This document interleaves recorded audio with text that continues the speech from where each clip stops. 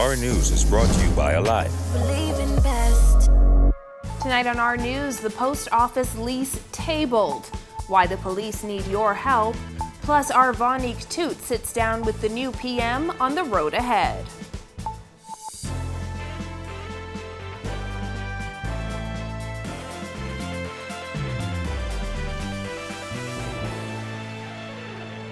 Welcome to Our News, and thanks for joining us. I'm Christina Dragovich. Topping news tonight, the lease for the General Post Office has been made public. Minister of Transport and Housing JoBeth Colby-Davis tabled the lease in the House of Assembly this morning, revealing the government is spending just over $820,000 a year to lease space at the Town Center Mall for the General Post Office. Jasmine Brown has the breakdown. That $820,000 price tag was revealed after the minister tabled this lease in the House of Assembly this morning, as she insisted that the Davis administration is determined to shed more light on that post office relocation. The government is to pay rent at $632,952 per annum, and that at $75,954.24 per annum. The lease further stipulates that additional rent for the improvement of the premises are to be paid at the rate of $500,000 plus interest over 60 months, 5 years, which equals $111,177.36 per annum. Adding up the annual rent, VAT, and additional annual rent due, the government payout as estimated to be $820,083.60 each year for the use of the Town Center Mall. And that's not the only cost being covered by the government. The government is paying $500,000 to upgrade and improve the property. And the lease agreement stipulates that the government may also have to pay for the premises to be returned to its original state when the lease ends. The lease, which is binding until February 28, 2024, requires the government to pay any associated legal fees, including counsel and attorney costs, if litigation arises. In October 2018, Parliament passed a resolution for the government to enter into a lease agreement with the landlords of the mall for the relocation of the post office. The mall is owned by former St. Anne's MP Brent Simonet and his brother. Simonet resigned from cabinet in 2019 for reasons he said were unconnected to the matter. Even if the government were to find a more suitable and cost-effective location, due to concerns about duplicated costs and the amounts already expended, we would not be able to move forward at this time. Those are the facts. I will allow those within earshot to form their own conclusion regarding whether they believe the government received value for money or not. Reporting for Our News, I'm Jasmine Brown. In other news, more help is needed from members of the public to solve crimes, and that includes providing surveillance footage, according to National Security Minister Wayne Monroe. He says, unfortunately, many Bahamians refuse to turn over footage and sometimes even delete it. Kyle Joaquin has the story. The National Security Minister said, frankly, CCTV coverage across New Providence is not enough. And if they're going to get any help with closing these cases, they need to expand. What it will take to radically expand CCTV coverage in areas that the spot shotter records heavy volume of gunfire. It's a problem, the National Security Minister says police stumbled upon during investigations. People not so cooperative with providing surveillance footage that could be used to identify what happened and who's responsible. He says in many instances, they delete them. We're talking about private citizens who say they have an issue with crime when they have a CCTV system that captures the crime, that records it, not being cooperative with the police. One of the more recent incidents was the triple murder that occurred over the weekend, where 3 men were shot while sitting on a porch near the Centerville area. I am told by the Member of Parliament for Centerville, where the shooting took place, that persons are refusing to make available to the police their private CCTV material. Monroe says he's going to cabinet to discuss how best CCTV coverage across the Bahamas can be expanded. It is a cooperative venture. The public has to participate in this venture. If it doesn't fully engage, fully participate at all levels, then we're going to have a problem. For Our News, I'm Kyle Joaquin. Well, 2 years after Hurricane Dorian ravaged Abaco and Grand Bahama, displacing thousands of residents, Prime Minister Philip Davis is pledging to assist those survivors still living in domes, trailers, and tents as soon as possible. He sat down with our Vonique Toot today in London. She joins me live from Trafalgar Square tonight. Good night, Christina. Following 1 week of meetings, Prime Minister Philip Davis says he leaves London tomorrow with a sense of optimism that the Bahamas will receive the funding it needs for climate mitigation and adaptation. This report is brought to you by EY, building a better working world. I'm just so moved by the fact that so little has been done. We sat down with the Prime Minister to discuss his meetings at COP26 and the current state of storm-battered Abaco and Grand Bahama moments after he arrived at the High Commission of the Bahamas here in London today. Morning, how are you? Hi, my dear, how are you? Good morning, Prime Shall we work, Minister? Prime Minister? I've met Mr. Davis before, yes, we have each other. No strangers. How are you? Welcome. Hurricane Dorian has been the focal point of Davis's discussions in the UK this week as he sought to hammer home the urgent need to tackle climate change, which threatens our chain of islands. 2 years after the monster storm, which left an estimated 70,000 people homeless, dozens of families remain in domes and trailers dotted across parts of Abaco. When our news visited the island in September, some residents shared the challenges of dome life, including mold, little privacy, and the terrifying sounds of rain beating against the small structures in bad weather. Davis says his government plans to change that as soon as possible. I feel for these people who I've seen them living in these tents still. So my Minister of Housing, along with my Minister of State, who I've put in charge of disaster recovery, they are going to work assiduously to ensure that we put them in homes as quickly as we can. And they are now in the exercise of looking at what type homes will be built, how quickly be done. So some announcement should be made during the course of our contribution to the supplementary budget. In August, Davis revealed that the government is reviewing a plan to build 150 homes in Abaco, adding several construction types are being considered. We will look after those persons who are in need. And so yes, you could see, you could appreciate, you could expect that I will be not departing from what previous Prime Ministers did, Christie and Ingram. But definitely, I will depart from what Minister did, because he did nothing. Davis, who held crucial funding negotiations with several groups during his time in Scotland, said the government is currently identifying funding to assist in doing what it needs to. Now, you've had a very jam-packed few days here in UK. What has been your biggest takeaway from COP26? Well, the biggest takeaway is the seemingly acute awareness that something has to be done, particularly by the developed countries who have pledged to contribute $100 billion a year towards assisting small developing island states like ours and many others around the world to mitigate and adapt to the consequences of climate change. All goes well. How soon could the Bahamas see these promised funds? I'm optimistic. We are talking. The foundation has been laid. Unfortunately, we have a lot of catching up to do. And because somewhere along the line the ball had been dropped. In fact, I just signed on to the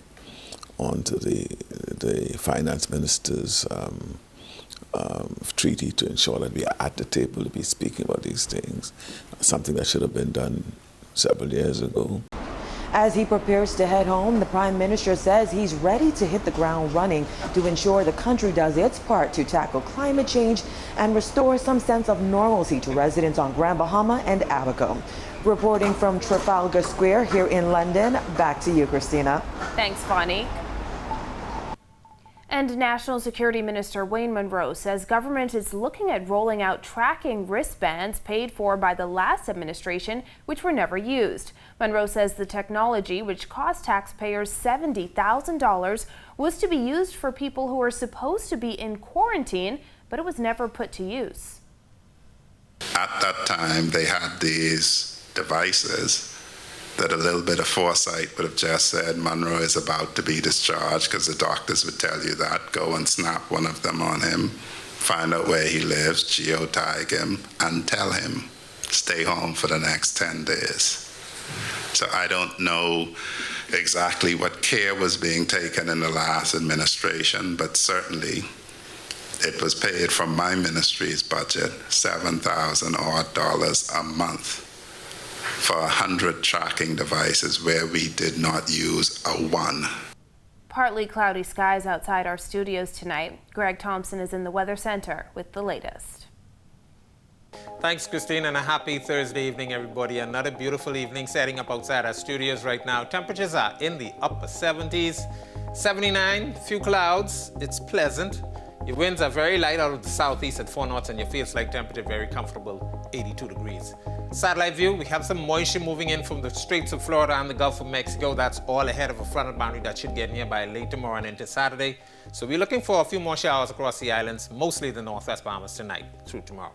That's your first look at weather. Stay with us. A look at your extended forecast is still to come. Still to come on our news, more than $100,000 in repatriation so far. But first, a closer look at the proposed Prospect Ridge development. Stay with us. Welcome to our news and thanks for joining us. Topping news tonight. COVID-19 remains a serious threat. Coronavirus COVID-19 has disrupted our economy, tourism industry, educational system, and put our healthcare facilities and professionals on high alert. Are you prepared? Do you have all the facts? Stay tuned to this network for the very latest news and information on this global pandemic.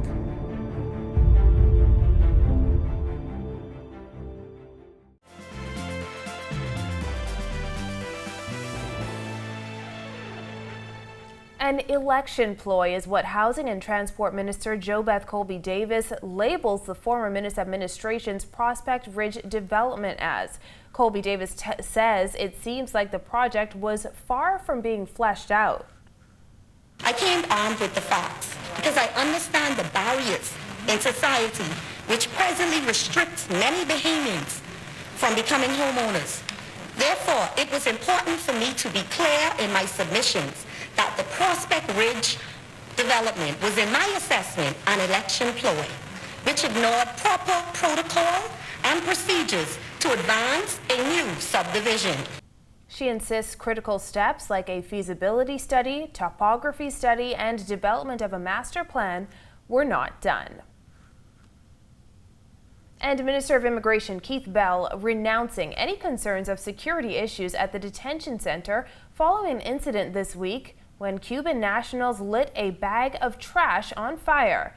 Bell says it stresses the importance of frequent repatriation exercises. Giorgio Bain has that. And while efforts continue to beef up security of the nation's borders, Minister Keith Bell revealing how much the government has spent on repatriations in just over the month that they've been in office. Well over $100,000. The detention center right now is adequate. We have to ensure that we have repatriation exercises continuously, swiftly, and we have to ensure that we maintain diplomatic relations with these countries where the migrants come from. Bell was unable to say how many detainees are currently at the detention center. However, earlier this week he told our news that there were 99 Cubans being held there. Today, Bell told reporters that he is seeking to expand the facility in the near future. There is now a new medical dorm that we should be opening very soon once it is retrofitted.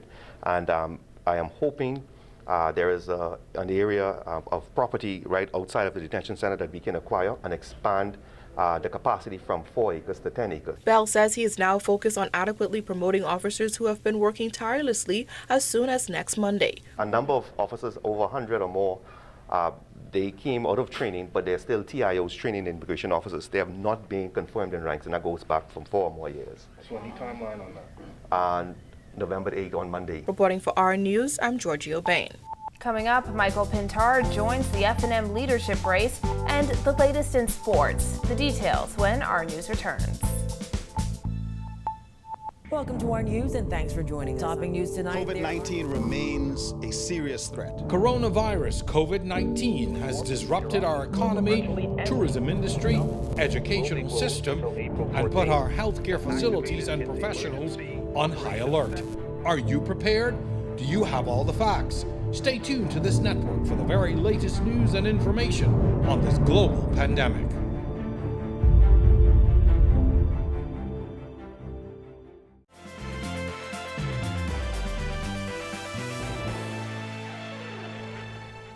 This is our news. Welcome back. Marco City Member of Parliament Michael Pintard making an appeal for unity as he made his case for leadership of the F&M.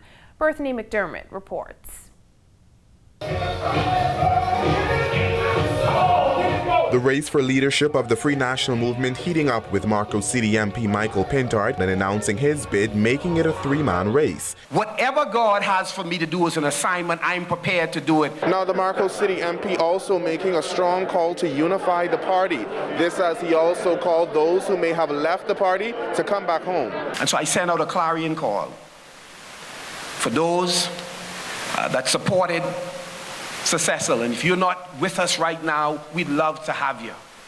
We need you. For those that support Prime Ministers Ingram and Minnis and Tommy Turnquist and Kendall Isaacs, those who supported Loretta, we need you. We want you. Among the room full of supporters were former F&M MPs including Travis Robinson, Bakisha Parker Edgecombe, and Don Saunders. This is an ego business for a lot of folks.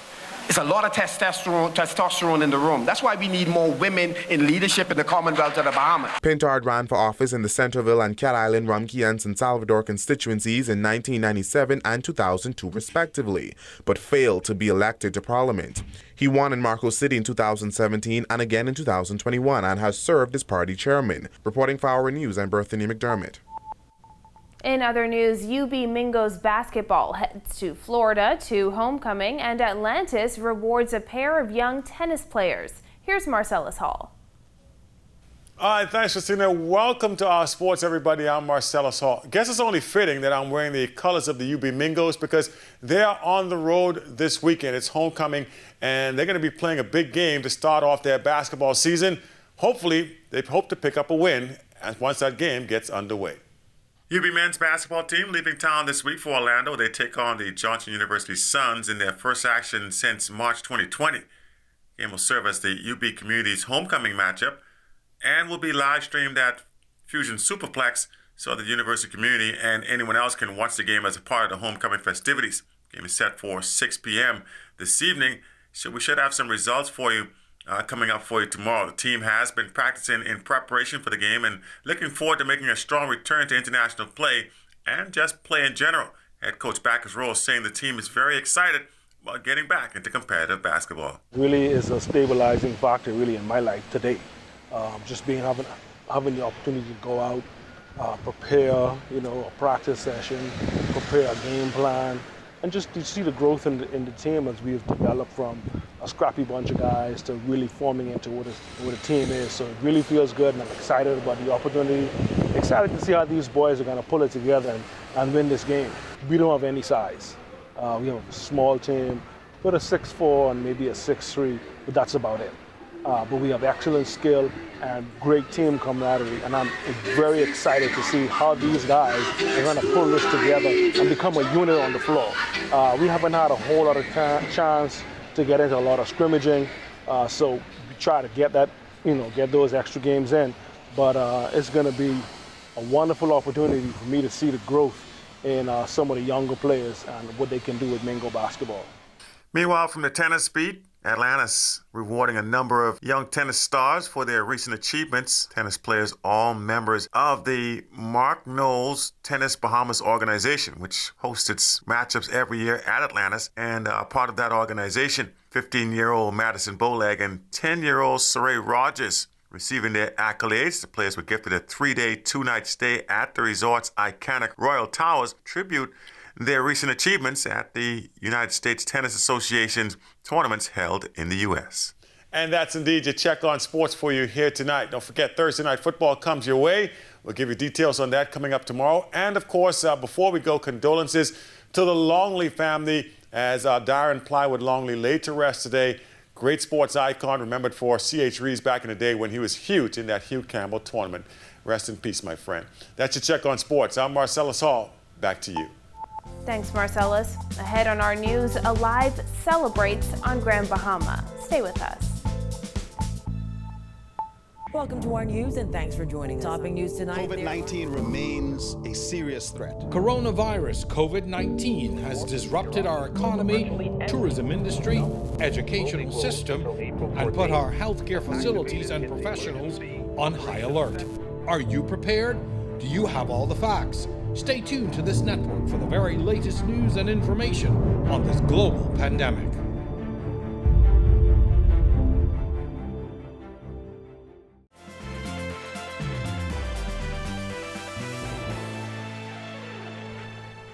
Welcome back to our news. Some showers ahead. Greg is back in the Weather Center.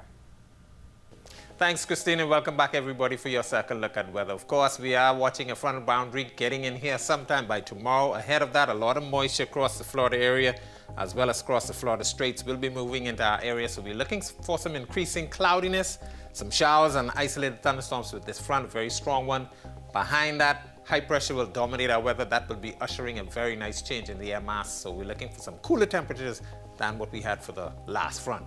The tropics, we are still watching one out there, really no threat, just to marine concerns. Gonna meander out there for a couple more days before it starts to move towards the north. The remainder of the tropics quiet and tropical cyclone formation is not expected during the next 5 days. Beaching and boating forecast for all areas tonight through tomorrow. Your winds will be out of the east to southeast, 10 to 15 knots. They will fall light and variable at times tonight. Seas 2 to 4. High tide will be at 8:05 tonight. Here's a look now at your national forecast.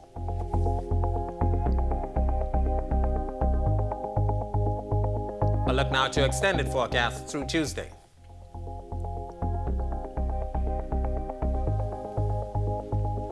Increasing cloudiness with some showers for the weekend, but nice weather behind that. Christina? Thanks, Greg. Well, in the 2 years since Hurricane Dorian hit, the northern Bahamas has been trying to strike a balance between restoring infrastructure and some of the things that made these communities so unique. Well, they may have found a partner in doing both. Jerome Sawyer reports from Grand Bahama tonight. 5 years ago, when Alive entered the market as the second licensed mobile phone provider, they could not have imagined what was in store for them. Fast forward to 2021.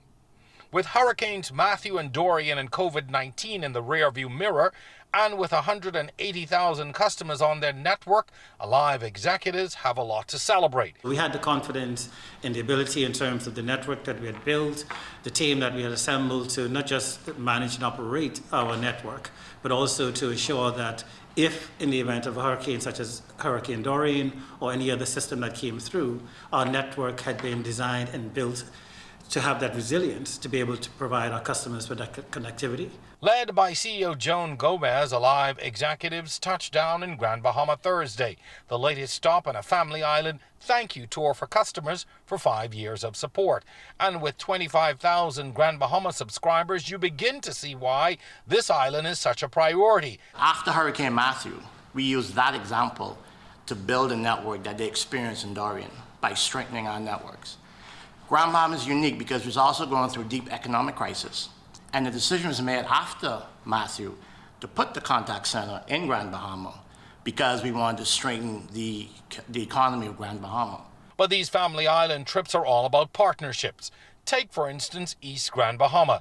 It still bears the scars of Dorian and is the ideal community for Alive to offer help.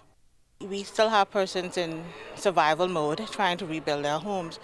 We're trying to focus more on recreational sites for students that have relocated while they attend school in Freeport, because we don't have any schools here in the East. So it's important. It's important. We're looking to build partnerships with companies like Alive to see how best we can make these things happen.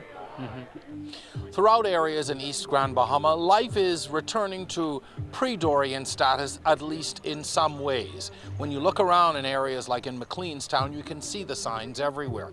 But what Alive is hoping to do here is not only increase its customer base, but also help to restore that sense of community that was lost in so many ways after Dorian. From McLeanstown in East Grand Bahama, reporting for our news, I'm Jerome Sawyer. Thanks, Jerome, and thank you for joining us for our news tonight. On behalf of the entire team, I'm Christina Dragovich. We'll see you right back here tomorrow night. A new episode of On the Record starts right now. Have a beautiful evening, Bahamas.